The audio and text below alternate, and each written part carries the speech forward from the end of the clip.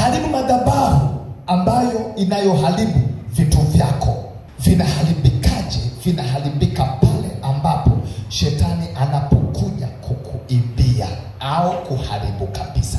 Anaweza akaharibu au akakuibia moja kwa moja au akaleta mauti. Wafalme wa kwanza sura ya 3 na mstari ule wa 17. Tunakwenda kuharibu, tunakwenda kumnyang'anya vitu vyetu, tunakwenda kurejesha kile ambacho kilichochukuliwa. Ila tunapoiharibu madhabahu kwanza ya shetani, vitu vyetu ndio vinarudi. Angalia hiki kitu, umuone shetani anavyofanya, anavyoweka uharibifu, anavyoweka mauti katika mipango yako, anavyoweka mauti kwenye kazi yako, anavyokuibia vitu vyako, anavyokuchukulia. Muda wa kuchukulia ni muda gani? Dalili za mwizi ni dalili ambazo anaelekezwa na roho ambayo inayokuwa ndani yake, roho ambayo ni ya shetani, ili ya kufanya tukio. Shetani wakati unafanya malengo ya kutegemea kupata kile ambacho unachokihitaji kwa muda wa baadaye, yeye mapema anakuja kuharibu, anakuja kukuibia ili mradi wewe usifanikiwe. Na anakuibia lazima akusome mapema. Ana asili shetani ya kukusoma wewe ukoje.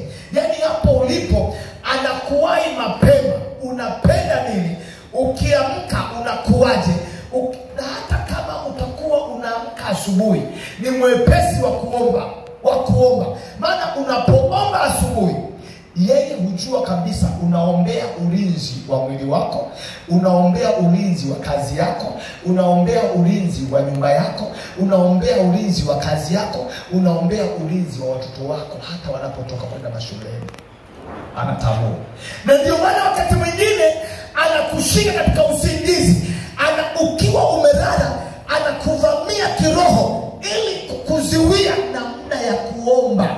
Usiombe ulinzi kwa watoto wako, usiombe ulinzi katika maisha yako, usiombe ulinzi kwenye fedha yako, usiombe ulinzi kwenye kazi yako, usiombe ulinzi kwenye nyumba yako, usiombe ulinzi unapotembea, usiombe ulinzi unapopanda chombo cha moto. Anakuwahi kwa namna hiyo, alafu anakuachia nafasi kusema umechelewa kazini, kaoge mapema. Yani kabla haujaomba anakusukuma, nenda kaoge. Na wewe ukiangalia muda umekimbia, muda wa kuomba, kuharibu, kukemea saa ngapi? Lakini amekuwahi wakati umelala. Amekuwahi wakati umelala. Anatambua kwamba huyu mamba kila anapoamka lazima afanyeje? Aombe. Mimi sikubali leo. Nitamwahi katika usingizi wake huu. Ndio maana mtu mwingine huwa anaamka asubuhi kama mlevi tu. Yani eti ninaenda bafuni, eti bado ni macho yake ni mazito. Yani anatafuta kufumbua. Ndio aenda wapi? Bafuni kwenda kuoga. Yani mpaka ukuta wa bafu anautafuta. Nini? Anachokifanya shetani, anakukandamiza na kuharibu kabisa ile mawasiliano ya kwako ya kuomba asubuhi. Anakupanikizia roho ya usingizi au ya uzito kama tulivyojifunza Jumatano. Alafu unaenda ukiwa kama yani ni mzito fulani, kama yani siku hiyo sijui umekuwa ni mtu wa namna gani. Anakuwahi, lakini hapo ameharibu. Wakati unaenda umepapasa macho yako, unaenda mikono yako inapapasa hivi, uelewe kabisa bila kuomba, na unatoka unapooga unamaliza unaenda kazini, uelewe tayari ameshaharibu. Kuna vitu vimeharibika. Kwa nini? Katika ulimwengu wa roho amekupiga. Katika ulimwengu wa roho ameiteka fedha yako. Katika ulimwengu wa roho ameteka faida yako. Ameiona faida katika siku ya leo. Ukiingia kazini kuna faida kubwa ambayo unayoipata. Ameitazama ile faida ya maombi yako ya juzi. Leo ilikuwa ni kumalizia maombi yako ili uikamate ile faida yako. Yeye anachokifanya ni kukuwahi mapema. Yani kuna mamlaka, unajua katika nyumba unaweza kufungua, kama una geti unafungua mlango wa geti ila haujaingia ndani. Unafika mahali unafungua mlango wa pili katika nyumba yako ila hujaingia katika chumba chako. Sasa unapofika mahali, unafika mahali unachukua funguo ambayo sio yenyewe ukaingiza kwenye mlango wako ambao wa chumba. Unaona unavyofanya? Ule mlango ufanyaje? Haufunguki. Lakini mlango wa geti umefungua, mlango wa kuingia ndani umefungua. Fungua mlango wa chumbani kwako, kwenye kitanda, kwenye vitu vyako, kwenye kila kitu kwako, haufunguki. Huko kote amekuacha, umelala, umeamka, umetembea, umevaa nguo, umeenda kazini, lakini mlango wa kupata faida, fungueni ya kufungua upate faida, hamna. Utauza, ni sawa. Amina. Wakati mwingine utaanza kuuza kwa hasara. Kwa nini? Mlango wa faida umefungwa. Amekuwahi mapema pale, amekuibia faida yako. Ile funguo ilikuwa ni ile ya asubuhi ya kumwambia Bwana nitangulie kwenye kazi yangu. Pale ndipo ambapo unapokuwa umeibiwa katika roho. Nisikize, Biblia inasema vita yetu sisi sio vita ya mwili, bali ni vita ya, yaani tunapambana na ufalme wa giza. Ufalme wa giza unakuja, hauji katika mwili, unakuja katika roho, kukushambulia katika roho. Inapiga kipato chako, inapiga mali yako, inapiga siku yako ambayo ya kupata, inaharibu wiki yako ya mafanikio, inaharibu uzao wako ambao unategemea kwenda kuzaa, inaharibu kile ambacho unategemea kwenda kukipokea, inaharibu mpaka faida yako. Hiyo ndio vita ambayo tulionayo, ambayo tunayopambana na yule mwovu shetani katika ulimwengu wa kiroho. Kumbuka hapo ndipo wizi ambapo unapofanyikia. Wizi haufanyiki tu kwamba mtu atoke kule aje kukuibia. Anapokushindwa katika roho, ndipo anapokuja katika mwili. Ayubu alishindwa katika roho. Amina. Akashindwa kiroho kwa sababu Ayubu anasema kwamba alikuwa ana uwezo wa kwenda kumwambia Bwana na kumtolea sadaka ya ulinzi juu ya watoto wake, sadaka ya kuomba toba, kama Mungu yawezekana mimi na watoto au watoto wangu wamekukosea wewe Mungu, ninaomba unisamehe. Unaona kitu kama hicho? Huyu mtu hauwezi ukamshinda hata siku moja. Anafika mahali anahisi kama amemtenda Mungu dhambi kupitia watoto. Anasema anaenda magotini kwa Bwana kumwambia Mungu, nisamehe mimi kwanza, alafu ni wasamehe watoto wangu. Yawezekana Bwana wametenda dhambi. Kwa nini? Ule ni uzao wake. Shetani anataka kupita kwa watoto wake, akaja kuchafuliwa yeye, akaja kuharibiwa yeye. Kwa nini? Watoto wanaweza wakasimama kwenye biashara ya mzazi. Kupitia udhaifu wa watoto, shetani akaharibu biashara. Kupitia udhaifu wa watoto, shetani akaharibu uchumi wa kwako baba. Kupitia udhaifu wa watoto, shetani akaja kuharibu kile ambacho unachokiwaza cha baadaye kupitia watoto. Haujawahi kuona mzazi anavuga na watoto? Haujawahi kuona mzazi anahama mji kwa sababu ya watoto? Watoto wanashika panga na mwambia baba usitanie. Hapa tulipo, hii ni nyumba yetu. Yaani nyumba baba umejenga mwenyewe, umetafuta fedha mwenyewe. Lakini watoto, shetani anapamba moto kwa watoto. Watoto wanavuta mpaka bangi, wanakunywa mapombe, wanakuja na panga mpaka kwako, wanasema usitanie, toka kwenye nyumba yetu. Toka kwenye urithi wetu. Hii ni nyumba yetu. Ni nyumba yetu wapi? Nimeijenga nasema toka. Ukikabla tukutanika panga. Baba ili kutafuta usalama wake wa roho, anafanyaje? Anakimbia. Anasema basi nimeacha nyumba. Watoto wanafanya, wanatoa. Nini kazi yake? Kazi ya shetani kuja kushambulia. Kazi ya shetani kuja kuiba. Kazi ya shetani kuja kuharibu. Kazi ya shetani kuja kubomoa. Hiyo ndio kazi zake ambazo zifanya. Nisikilize. Kuna wakati unaweza kukaa kwenye biashara yako, inafika mahali unauza mauzo ambapo wewe mwenyewe unasema hapana, sijawahi kuuza mimi hivi. Kuna wakati unaingia kwenye kazi yako, unajitahidi sana, lakini inafika mahali unauza kidogo mpaka unasema hapana, hii ni nini leo?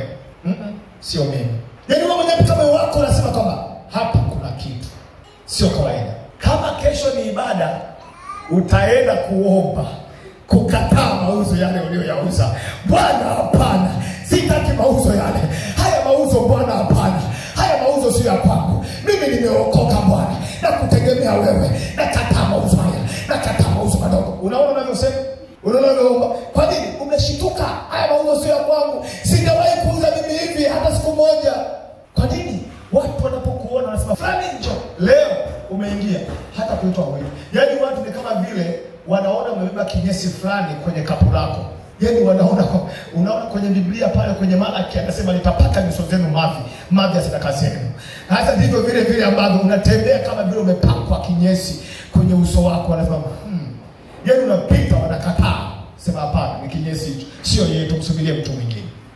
Mtu unapokuwa umelala kiroho, adui huja kwako na kupanda yaliyo ya kwake na kukunyang'anya kile ambacho ni cha kwako kilicho kizima. Yeye anakuwekea kibovu. Kama ni muombaji lazima ujijue. Kuna mahali ambapo inafika muda ambapo wakutoka nyumbani kwako wakati bado haujaomba. Unapochukua hatua ya kwenda, Roho Mtakatifu anakuambia hapana, haujaomba. Shetani alikuwa amekuibia nafasi yako. Unasimama pale mlangoni, unaanza kuomba. Baba, ninaomba, ninakushukuru kwanza kwa neema yako kubwa ambayo umenipa neema ya kupata ukumbusho ambao wako kuomba wewe. Ninakushukuru kwa neema hiyo, lakini Mungu nitangulie kwenye kazi yangu. Napofika kwenye kazi yangu, ninaomba ulinzi wako Bwana kwenye kazi yangu, lakini pia naomba Bwana wateja, fungua wateja wafike kwenye biashara yangu. Kwenye kazi yangu Bwana, leo nipate isiwe kama jana. Kama jana umepata, unasema Bwana nizidishie Bwana. Alafu unambarikia pale jambo moja, Bwana mimi ukinizidishia leo hii Bwana, nitakutolea shukrani, maana nasikia Bwana kufanya kitu fulani kwako. Umetoka pale, umeomba, umemaliza, umeondoka. Nini? Wakati unapita na gari lako au umepanda gari daladala, alafu nashtukia roho ile ambayo iliyokuwa inasema niwahi nipande bajaji ilikuwa imekusubiri wewe pale stendi upande bajaji. Wakati unaomba, bajaji litangulia. Alafu kaiona gari nafika, unasema sipande bajaji kwa sababu gari imefanyaje? Imeshajaa. Ukapanda. Mbele bajaji imeanguka.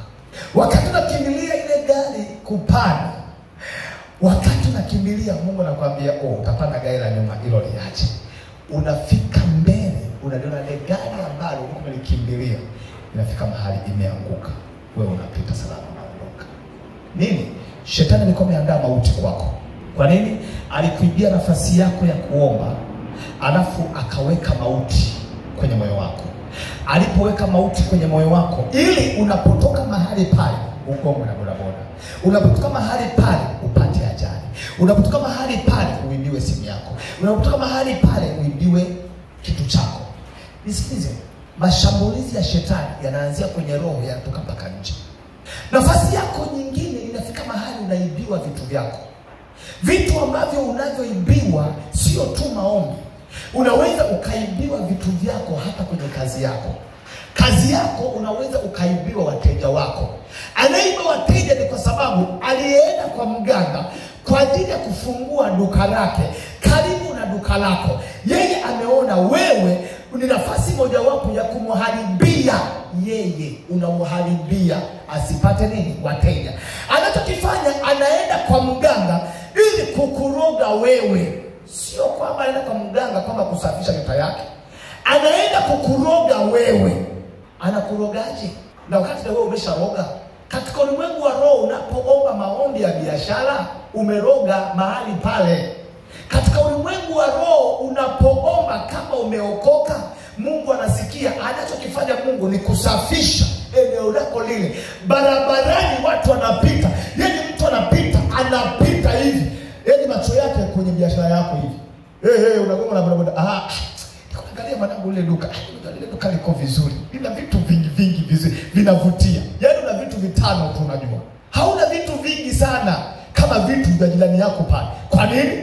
Ulimwambia Bwana kasafisha, malaika wake kashuka, wateja wanakuja. Watu wamesimika vitu gani? Wamesimika madawa yao kwenye biashara yao. Watu wamesimika misukule inaita tu hivi watu, inaita watu hivi. Wewe umemsimika malaika mahali pale. Malaika ndio anaita watu kwenye biashara yako. Lazima mtu afike mahali pale, ageuke, aitazame biashara yako, maana imesafishwa kwa damu ya Yesu. Umekumbuka nafasi yako ni nafasi ambayo ya kumuita Bwana ili ashuke kwenye biashara yako, na ndio maana biashara yako inang'aa. Na inapong'aa lazima watu waje kwenye biashara yako. Sasa anapokuwepo mpinzani kwako, anachokifanya ni kukuibia wateja wako. Anakuibiaje wateja? Wakati umesimama katika kiroho, umesimama na Mungu vizuri, una nguvu ya Mungu ndani yako, na wewe muomba Mungu, haujawahi siku moja kusinzia bila kuomba. Na kama ni shetani ambaye amekuja katika njia hii, ameshindwa katika jina la Yesu.